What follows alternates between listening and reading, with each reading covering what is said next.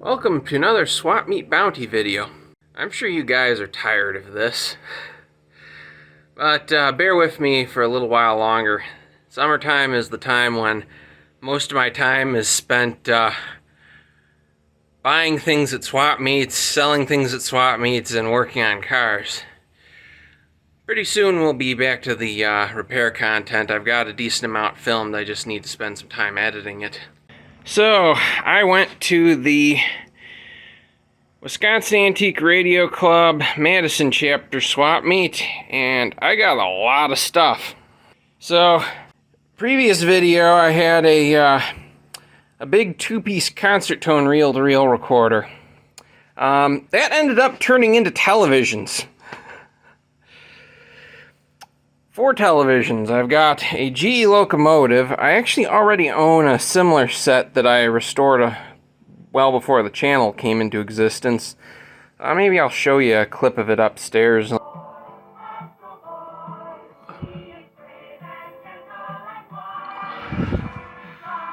This is my restored GE locomotive. This one has the double D screen where the sides are fully round, exposing more of the face of the picture tube. Given that the other one I bought is the square mask for the CRT and the different color of bezel metal, this is brass, the other one's chrome, I might just end up keeping both sets. This one might need a little bit of attention. I haven't ran it in a few years, and I don't remember it having those drive lines last time it was on. It's not doing too terrible though.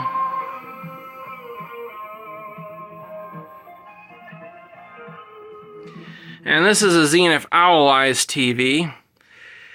That's a Teletone 7-inch electrostatic set. That's Sony's smallest transistorized portable and the smallest TV consumers could buy in 1964. I believe it's something like a 3 or a 4-inch screen.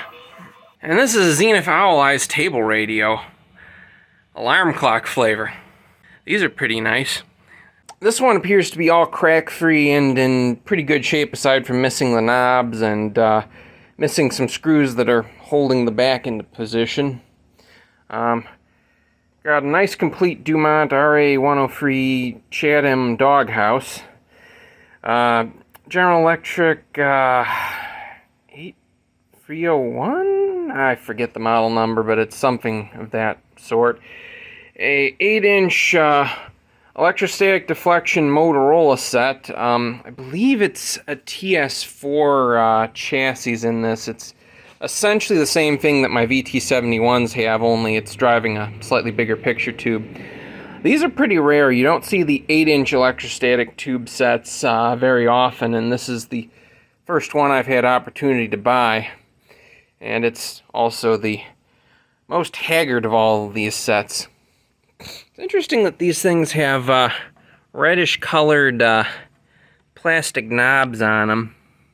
Part of me thought it might be hilarious to paint this entire thing red and troll Bob Anderson, who has what's probably a factory red cabinet unit that he's not sure if it's original or not. It could be funny. I'm not going to do it, but it could be funny to spray paint this thing red and pretend it was a factory red set. All those TVs cost me a little bit over $200. I got this nice RCA Radiophono with the RP168 mechanism. It's missing the top of its 45 RPM spindle, but these are pretty neat units. This is a push-pull set with 35 L6 outputs, dual 6AQ6 first audio phase inverter tubes, and the standard AA5 converter IF setup. This will be a nice good running radio when I'm done with it, and hopefully I get the phono working as good. One thing to that end is there's a whole ton of stereo equipment in the donation auction that didn't sell, and talking to people running the club, it was all going to get junked if no one took any of it for free. So they were perfectly okay with me ripping the arms off a couple Crosleys. I like these Chuo Denshi ceramic cartridges for rebuilding 40s through 60s era phonographs that originally had ceramic cartridges in them. These have nice high output. The 4 to 5 grams tracking force these things use is about the same as the original cartridges in that equipment. This trio of Akai GX280D SS quadraphonic reel-to-reel decks was $1 in the donation auction. The middle one seems to be the nicest condition of the three. That one is next down, at least from what I can see cosmetically. And this guy's kind of a parts deck. Spent $1 on a home theater receiver. What's really nice about this and why I bothered to buy it is it has composite audio video, S-video, component video, and HDMI switching all built into it. It's one of those transitional units built in the early days of HD before home theater receiver manufacturers gave up on analog video stuff. What's nice is I can use this home theater amplifier, if it works properly, to switch multiple analog sources and multiple HD sources. It's possible it'll even do scaling between the two. I'll have to check and see if that is a feature. There is a sticker here claiming this thing overheats. Hopefully it only does that when the amplifier is in use, because I don't plan to use the audio amplifier on this device at all. I just plan to use it as a remote-controlled switching unit. So if it stays cool, just passing audio and video in and out of it, that's plenty good for my purposes. Also, a friend of mine gave me this Marconi AM/FM modulation meter, and looks like a signal generator. Not exactly sure what I'm going to use this thing for, but if it's free, I'll play with it eventually. Oh, and I got this 8YP4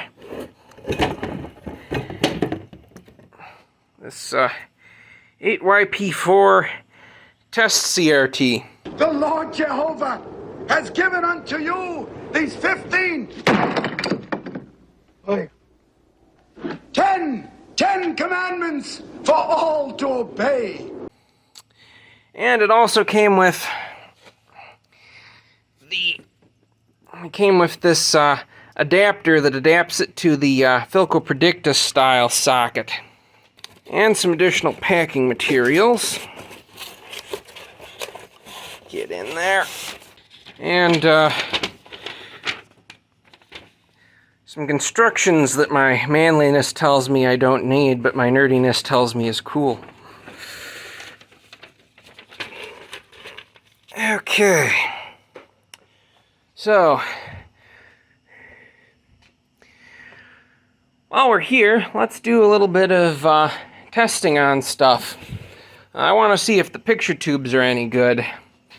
Now, ordinarily, I advise people, when you buy televisions of the vintage persuasion, test all your picture tubes before you buy. And make sure the sets have good picture tubes and are worth buying. I kind of broke my own rule here, but I do know the guy who sold these things to me, and I know that he got them from another collector, so they're probably fine. Also, these are 10-inch and 12-inch and 10-inch CRTs. All three of those sets I can replace the picture tubes on with tubes I have laying around in my spare stocks. So I'm not concerned about those. This, I have very little chance of finding an 8-inch electrostatic deflection picture tube with white phosphor, so if this one's dead, I'm going to sell that set off as fast as I readily can. This one I can't actually test in this video unless I do some digging and drag my working VT71 out and put them back to back and hook the chassis together, because most picture tube testers do not support electrostatic deflection CRTs, except for the Sencor CR70. The Sencor CR7000 could do it as well, and possibly the CR31s. But I don't know enough about the 31s, or I haven't looked at them recently enough to know.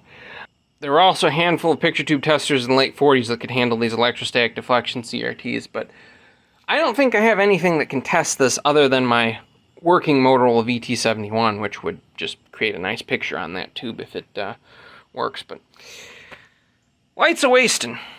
Let's see here. You know what? For the first thing, let's do this 8YP4 as a control. Okay, so let's get adapter 2C on my B&K 466 plugged up onto that picture tube. Let's see here. That tube's certainly got a 6.3 volt filament, I think. I certainly think, certainly. Okay, get the heater voltage up to 6.3. Looks all right. We do have neck light. That's good. Okay, HK leakage, none. G1 leakage, none. G2 voltage. It's almost certainly going to be the green line. That's like 90% of tubes. I could look it up in the setup charts buried under here, but I don't feel like fishing those out. This is a test picture tube, so all I care about is that if I work on a modern, quote-unquote modern 60 or newer 110 degree deflection picture tube, that I can substitute that CRT if I need to. And that is incredibly healthy results. I've had NOS picture tubes test in the 80 range. Well, test right at about 80. So this being 87, 88, somewhere in there.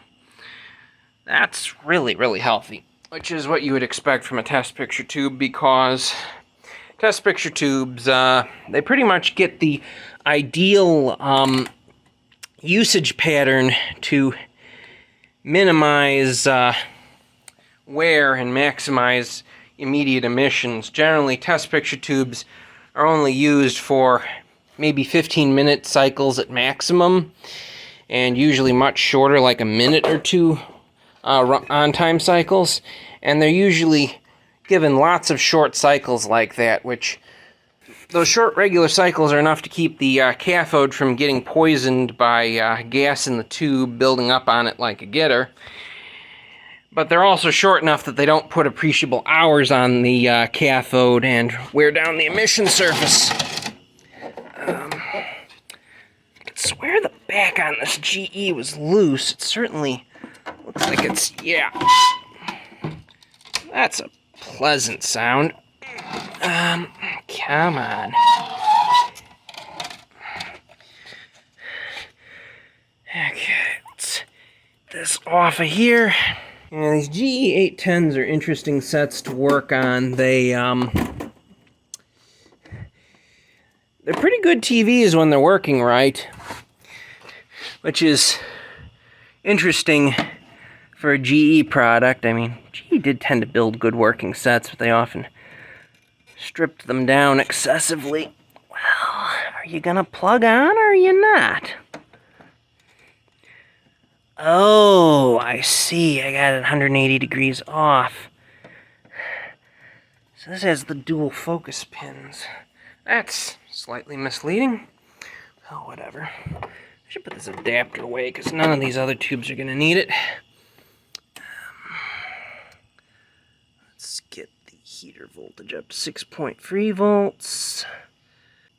Yeah, this 8YP4 test tube completes my trifecta of monochrome test CRTs.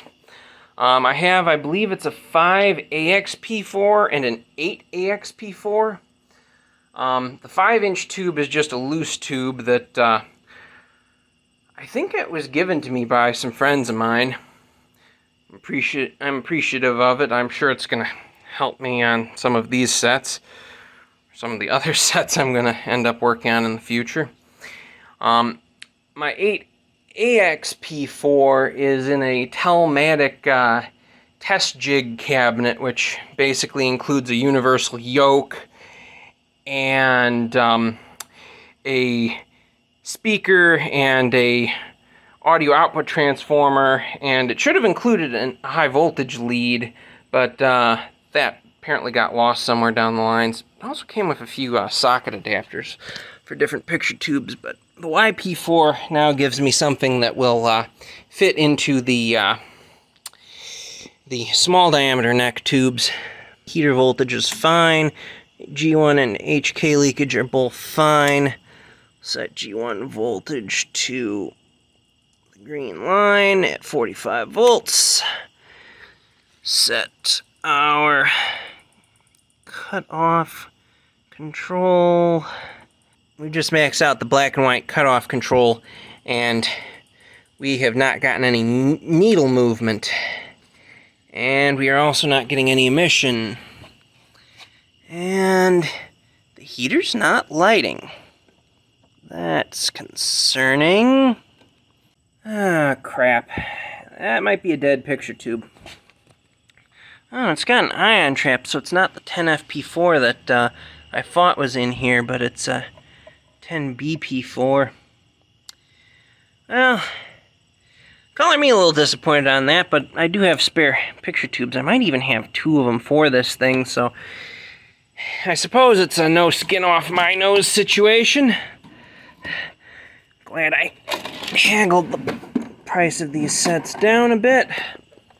The butt flap on the Dumont comes open, and I can get at the picture tube end. I have no light left. Is that a Philco picture tube in here? Yeah, this Dumont has a Philco picture tube in it. Wild. Let's see here. So that's a replacement picture tube in that set. Why is there no power? Well, that would sure do it. Okay, let's turn those back to initial. Put this back to adjust heater. 6.3 volts.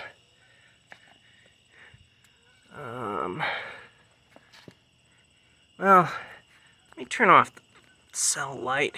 Come on. Don't know if you can see it or not, but I can. There's a little bit of faint heater glow in that tube, so that's promising. It's possible maybe I can resolder some pins on the GE and get that one to come back, but for now, let's ignore it and work on the Dumont like we're currently doing. Okay, no leakage, that's good. Set this to 45 volts. Ignore the multiple mosquitoes biting me in various places right now. I need me some natural malaria immunity. Okay, it looks like we do have cutoff. I'm trying to think that's set correctly. It's not as easy to do by the cell phone light. Oh, wow. Dumont's got a nice strong picture tube. That's a pretty good emission right there. So this Dumont doghouse is actually my 4th Dumont RA103 and my second complete doghouse. The first one I got, I called the Mouse House because it came out of the Habitat for Humanity in Wauwatosa, and it had a basketball-sized mouse nest under chassis. I should cut to the picture I took of that way back when, several years ago, if I can find it.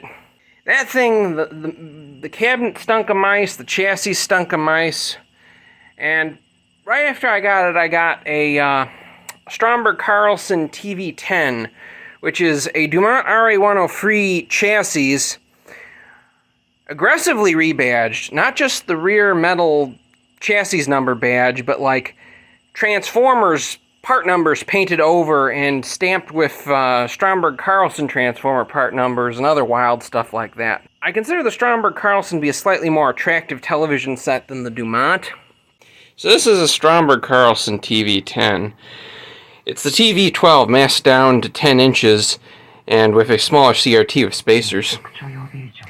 What's cool is that these have the same dial and chassis as a Dumont RA103, but they mask it down like a 30s Tombstone radio. In addition to the fairly radical deco cabinet styling.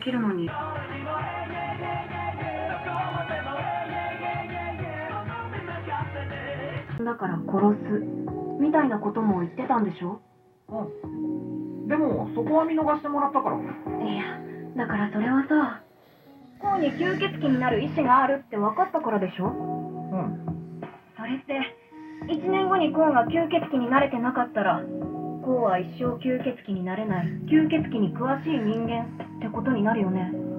そしたらコウ殺されちゃうんじゃん。 And you can totally see chroma dot crawl in this thing. And I kept my Stromberg Carlson. The Dumont doghouse I had before this one, I found a second chassis for it that was also, it also had been subject to mouse infestation. That chassis, though, they hadn't saturated the top of the chassis with mouse mess. All they had done was come in, eaten half the wiring harness, and left. The original chassis in the mouse house cabinet also had half the wiring harness eaten, so what I ended up doing is taking the cleaner of the two half mouse-eaten chassis, using that as my restoration basis, and transplanting the half of the harness that was good, one wire at a time, from the bad chassis to the good chassis to make one good complete wiring harness out of two. These Dumonts have huge, thick wiring harnesses that are bundled with string like 40s-era military equipment.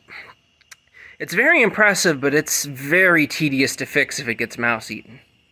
I think this one, the tuner shaft, isn't broken, which is good. The shaft goes ceramic a ways back, and it tends to break easily if you hit this knob or treat it poorly. What I don't like about this TV is, looks like the dial glass is kind of busted up on it, and the dial scale. I have to see if I can source a new one. The Dumont RA103 lasted long enough that there were no less than 3 different dial scales. There were 2 that were like this. One was clockwise and the other was counterclockwise, and there was a rectangular dial face on these where instead of rotating the dial face, they rotated a pointer needle that came out of the center of the dial face. Picture tube emissions wise, I'm quite happy with this. So we're gonna drop down to heater mode and turn off our controls. And, well, come on. Okay, so we know the tube in this Dumont is right as rain. That's good. Now, let's check this.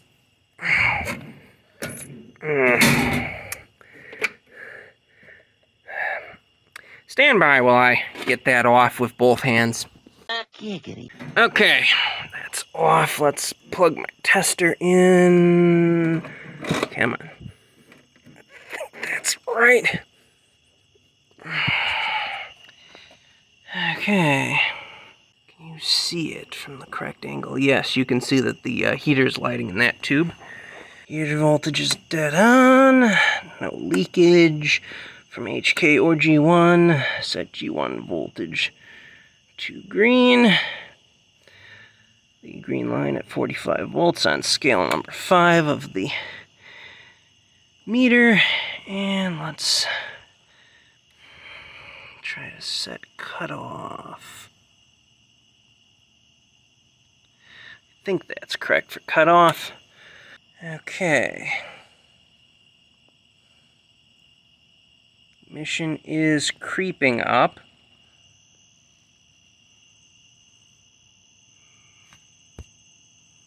Don't land on my camera hand, mosquito.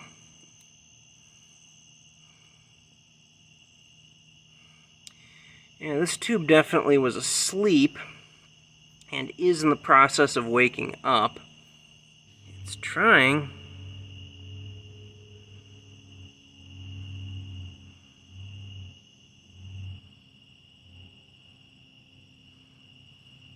Come on, you can do it. You're almost touching the good line. Keep going. It did it! It's in the good.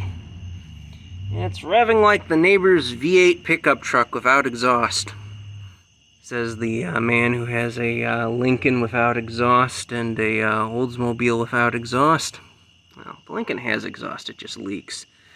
The Oldsmobile has exhaust, it just leaks everywhere.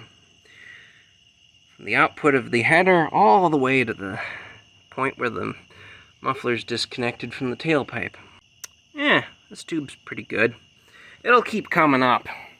Now, if I'm not mistaken, this GE, which I'm testing the picture tube on right now, uses a 10FP4 CRT in it. The 10FP4 was, I believe, among the first aluminized screen picture tubes that were sold. Now, what does that even mean? Well, basically, what they would do is after applying the phosphor, they would bring the tube down to vacuum temporarily, put a chunk of aluminum inside an inductive heating element that would vaporize the aluminum, and the aluminum vapor would deposit itself on the inside of the phosphor, and it would do several things. One of those things was it would act as a shield between the phosphor and the electron gun and prevent ions that were shot at the screen from damaging the phosphor and causing ion burn. Interestingly enough, so most sets use an ion trap around the neck of the tube to... Most sets prior to aluminization use an ion trap on the neck of the tube to stop the ions from reaching the screen. These didn't need ion traps because there was a shield on the inside of the phosphor. The original CRTs in these Dumonts, this one has a replacement so it doesn't suffer from this. The original CRTs in these Dumonts did not have ion traps, nor were they aluminized. So my previous Dumont doghouse actually had a somewhat noticeable ion burn in the center of the screen, which is where ion burns are typically concentrated because ions are heavier than electrons and harder for the deflection circuits to move. This tube, because it's aluminized on the General Electric, doesn't need an ion trap, and I believe does not have one. Watch it be a replacement tube that isn't aluminized when I go to restore this. At any rate, the other advantage of aluminization is that the vaporized aluminum deposition is highly reflective, and the phosphor screens on these sets, the phosphor would shoot its light typically in two directions. One is straight out at the viewer, and the other is back towards the electron gun. Now that light energy that's fired backwards isn't useful if it's fired backwards, but if you put aluminization behind the phosphor, that aluminization behind the phosphor will act as a mirror, and it will reflect the backfiring light to go out the front, so you'll have both the front light and the back light coming out of the phosphor shooting at your eyeballs. And that creates a brighter image from an otherwise identical picture tube. How's it doing? Well, she stalled out at about 66. That's not bad. Let's go down to readjust the G2 voltage. I think that's about right. Yeah, the emission on these B&K 466s is actually somewhat sensitive to setting the G2 cutoff voltages correctly. And when a tube wakes up, if you set the voltage before the tube wakes up, it won't be set accurately once the tube has woken up. So when the tube does wake up, you need to go back to the set G2 voltage, readjust your control properly per the manual, which is set the control to minimum, visually eyeball the needle onto one of the lines, and then adjust the knob upwards until you can increase it 2 line divisions on the scale. Once that's done, you can switch back to read emission and see what your new emission is. And sometimes, as is occurring here, it appears the tube is continuing to wake up more now that I've reset the G2 control, which is not uncommon. But if you set your G2 too high and you ignore the reticule, it'll register a significantly higher emission than the tube actually has, and if you don't turn up the G2 at all to get the 2 divisions, it'll measure significantly lower emission than the tube actually has. If you turn G2 all the way to max and you don't get a response on the needle, it means your tube probably has little to no emissions, as we saw on that GE. That black GE locomotive. The black GE locomotive here, I'm gonna probably do some playing around with that picture tube and see if I can make it work better. I'm not really sure what I'm gonna do with all of these reel-to-reel recorders. I have a soft spot for quadraphonic audio equipment. I already have 2 quadraphonic reel-to-reel recorders. I have a really nice TIAC I bought from a friend of mine for a real good price earlier in the year that I need to start testing and using. And I have a slightly lower end Akai than these. These are logic control Akais with push button operation. My other Akai has the old school mechanical paddle levers for controlling operation. My other quadraphonic Akai is also a combination unit. It has both reel-to-reel and quadraphonic 8-track built into it, and it can actually dub between the two if you so desire. That one has a dead channel on one of the rear channels. I know I had to do some resoldering because the mice chewed the head coax wires from the playheads that I had to resolder. I need to check if that work I did before when I first got it is correct, and if it is, I need to troubleshoot the amp boards. One thing I kind of wonder is, I know these 3 are a different model than the one I've got with the 8-track player, but part of me wonders if the amplifier boards might be interchangeable. If they are, maybe I can just swap the rear stereo amp board in my other unit for a good one out of one of these 3, and make my combination reel-to-reel 8-track upstairs work properly on all 4 channels. I might end up, if 2 of these work, I might just end up keeping one of them, making like the nicest looking one out of the best cosmetic parts from the 3, if one of them works good. And then maybe see if I can get another one in good working shape to sell, and just make the 3rd one part of the package deal with the other one. I might just end up selling all 3 of them. I don't know what I'm going to do, but for $1 I can't pass the darn things up, and there's a chance for me to make enough profit on these to maybe pay for buying some other piece of equipment or some more parts to fix something else I got. So, mazel. Let's see here. Oh yeah. I let her sit, and she's already warmed up to solid 66 again on emissions.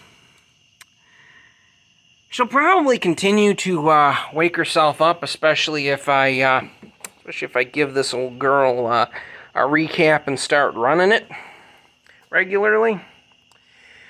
One thing I gotta try to find now that I have this TV set, I've actually... What model is this darn thing? Model 810. Yes, that's what the model is. So I've actually been seeing these GE Model 810s since I was a teenager. I remember the first one of these I saw was a gutted cabinet in a antique shop in Lakeland, Florida. That same antique shop had another RCA Victor 120 radio like the one I did a motorboating restoration on a while back.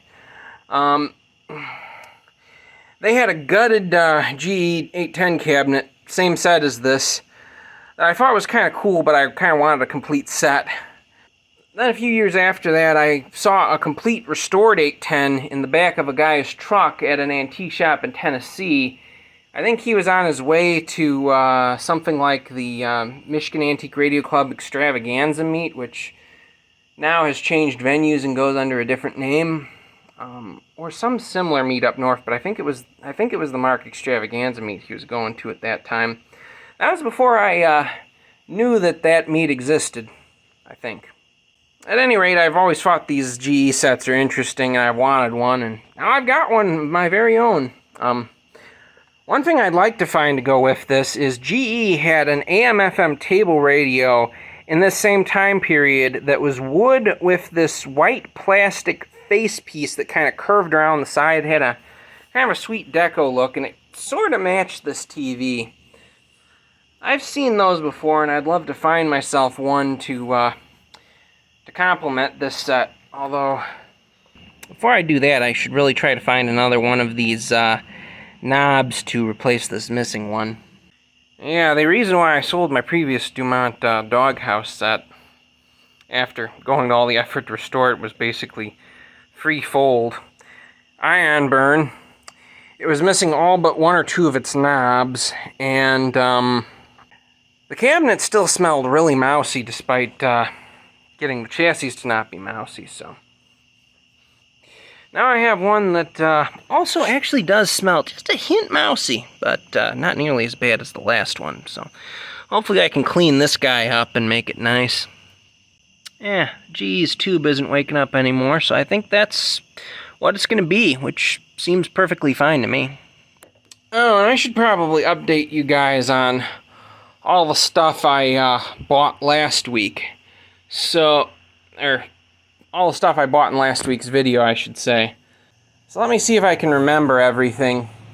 The biggest news right now on that is this Silvertone 1968.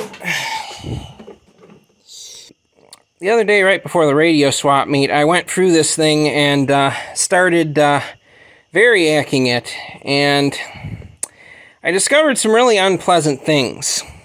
So this set uses 4 Type 45 output tubes, and each one of these output tubes is worth about $50 a pop.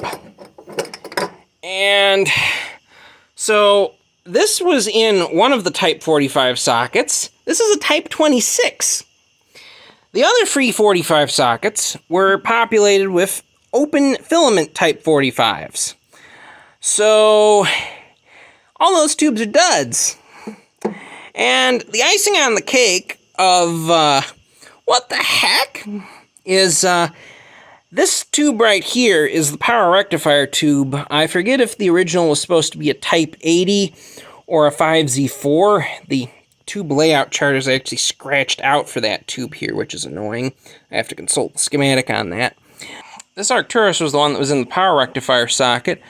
I cannot see any designation number on it at all. And its heater is also open. So, the schmo I bought this thing from, most likely, because he had a ton of radios and obviously was a radio collector, he probably put all of his bad 45s into this radio. And when he ran out of bad 45s, he stuck a Type 26 in one of the sockets. And then he stuck a random output tube into a power rectifier tube socket. So, $200 worth of audio output tubes that I thought were in this set, they're all shot and unusable.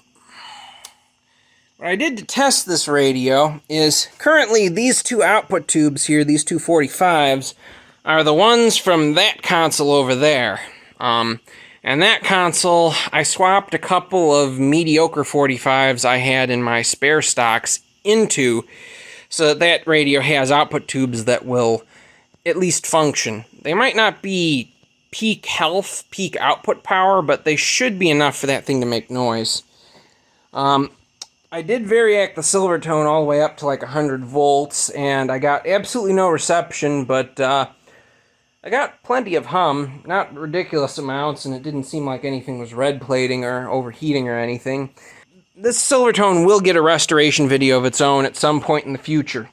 Hopefully soon, because I'm eager to work on it. You know, I never powered this Stromberg Carlson up after I swapped the tubes. Let me do that, because I want to know. I know what you're thinking. Did he fire 6 shots or only 5? You've got to ask yourself one question. Do I feel lucky? Well, do you, punk? I got to know!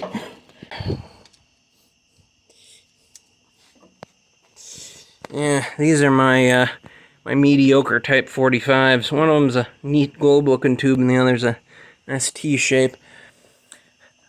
For all I know, the tubes that I pulled out of this before swapping those in might have also been mediocre. Let's just see how this works with those tubes. And I can see the heater glow on them.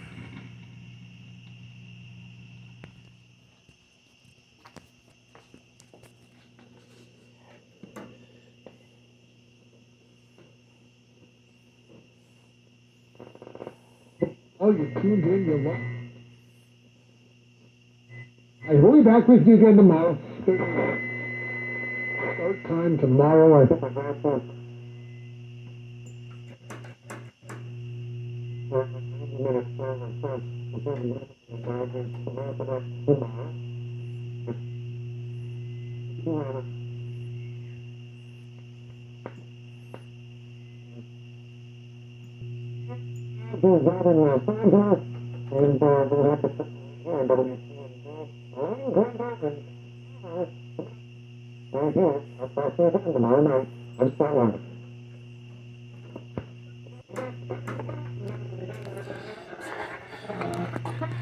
Oh, I see the problem.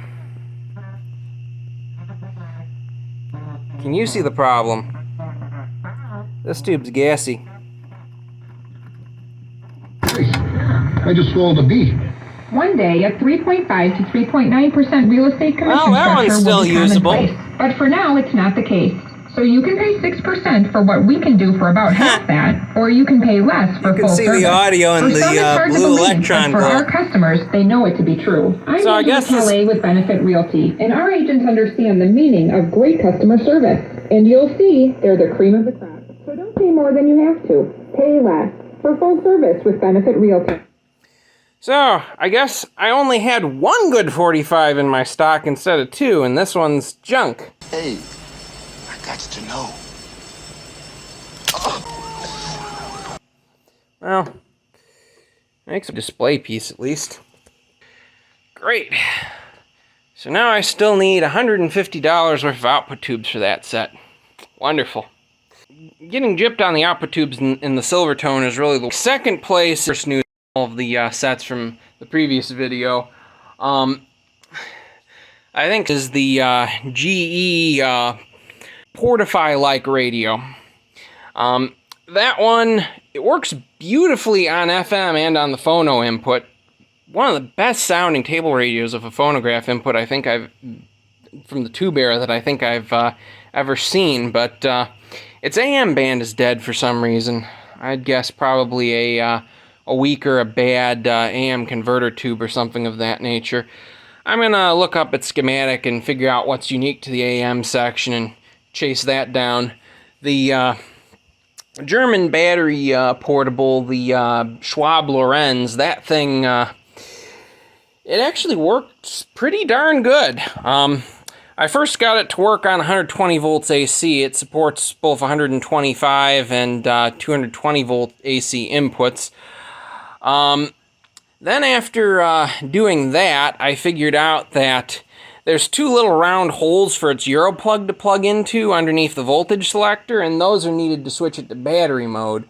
Both me and the person I bought it from, who had batteries for the radio, were struggling to figure out why it wouldn't work, and eventually gave up when neither of us had realized you needed to plug that plug into those holes to switch it to battery mode. It worked fine on battery mode that way. However, it took me a while to get FM working on it because I had to figure out that the FM, I believe, converter tube in it, it's like a DF97 or something like that, had a dirty socket. I just reseated that tube and FM came right back. So the Schwab Lorenz is electrically fine. Could benefit from some cosmetics that I might eventually give it. The two rotary phones I got, working great. I got some nice UHF bow tie antennas in my boxes of junk.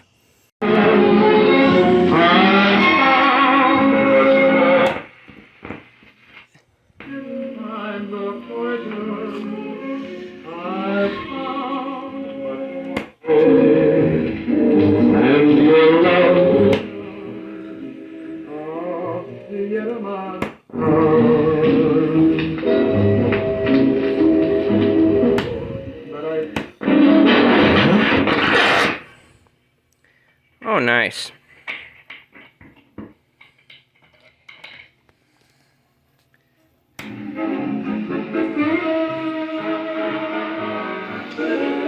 He who chases two-tone arms catches neither.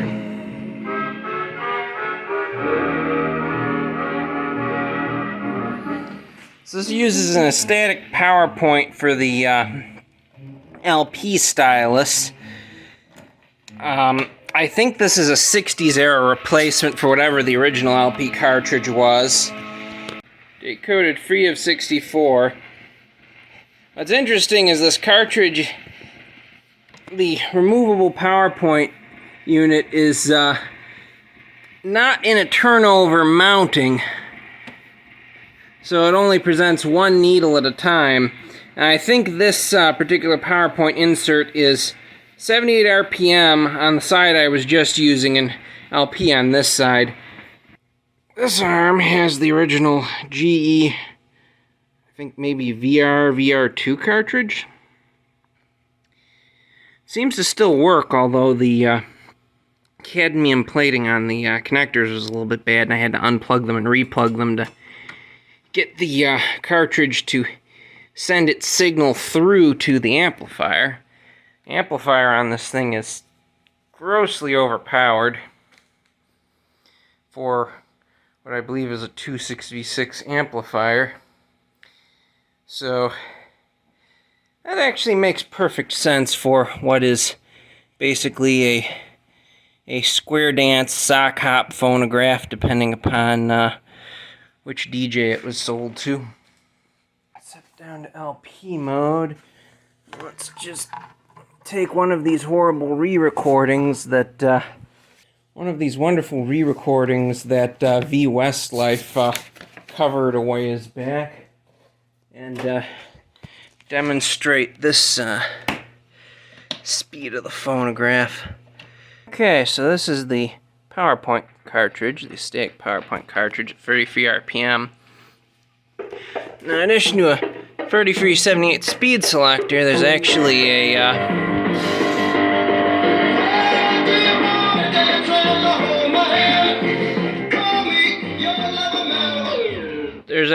a speed adjuster switch that also will work as a brake.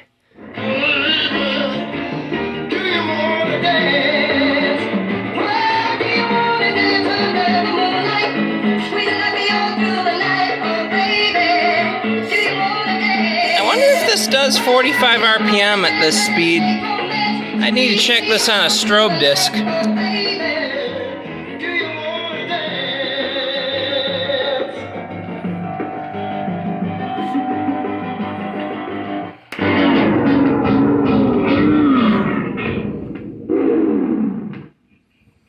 I think I just summoned a rock and roll demon.